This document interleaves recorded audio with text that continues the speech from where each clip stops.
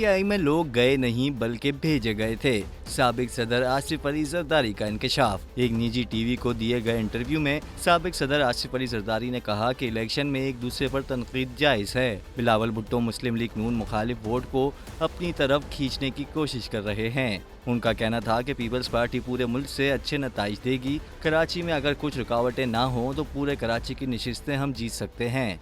साबिक सदर ने यह भी इंकशाफ किया कि पीटीआई में लोग गए नहीं बल्कि भेजे गए थे और बहुत से लोग वापस आना भी चाह रहे हैं और इलेक्शन के बाद इलेक्शन जीतकर वो पीपल्स पार्टी में शामिल हो जाएंगे। लेकिन जब लतीफ़ खोसा के बारे में पूछा गया कि क्या लतीफ़ खोसा भी इलेक्शन जीतकर पीपल्स पार्टी में वापस आएंगे तो साबिक सदर ने हंसते हुए जवाब दिया कि अगर लतीफ़ खोसा जीत गए तो मुझे बहुत हैरत होगी।